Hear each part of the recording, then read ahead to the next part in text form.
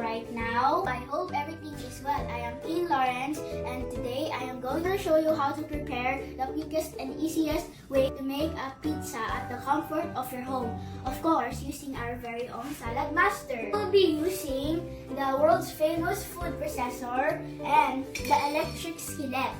These are pizza sauce, cheese, bell pepper and onion, pepperoni, pineapple, and mushroom. And lastly, we have the Khubooz as our pizza dough. We're going to preheat our electric skillet at 230 degrees Celsius.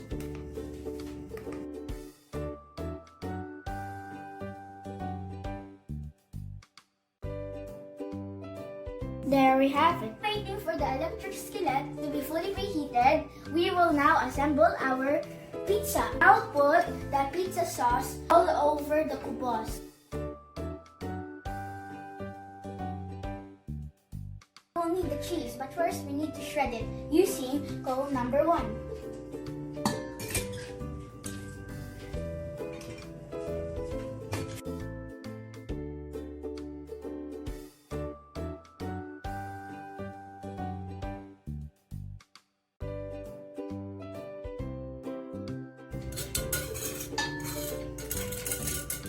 Remember to wash your hands before making the pizza. Now let's sprinkle the cheese all over the pizza.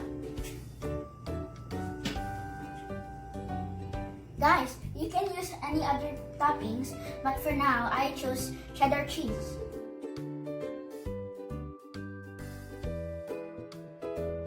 The next ingredient, which is the pepperoni.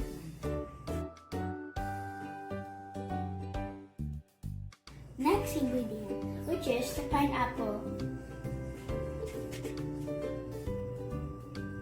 We'll use the other ingredient, which is the mushroom.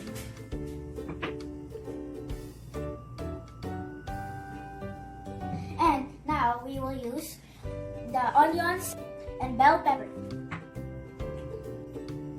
Time for the onions.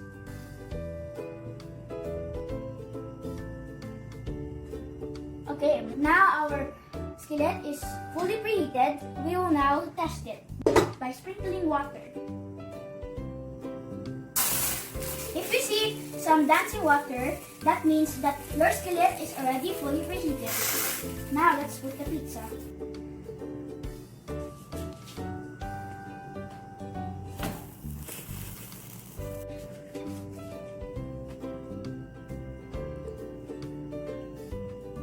Close, and then I will set the timer in 5 minutes. Okay. I just want to thank my parents for investing Salad Master because before when I used the ordinary cookware, I do not like vegetables. But now with Salad Master, I am peaceful and I really love vegetables now. It keeps your body healthy, and it is really important to boost your immune system to fight off the COVID-19 and other illness and germs. Our pizza is now done. Let's see the results. Wow! Let's taste the pizza.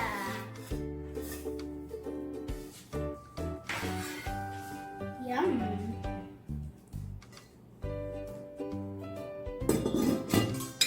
Kids, ask the supervision of your parents to cut the pizza.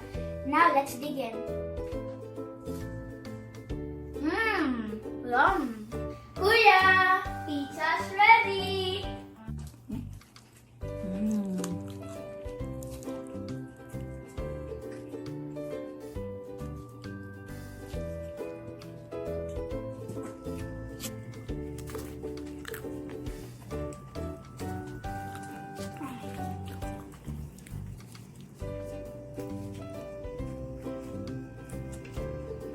Thanks for watching. See you again in another episode.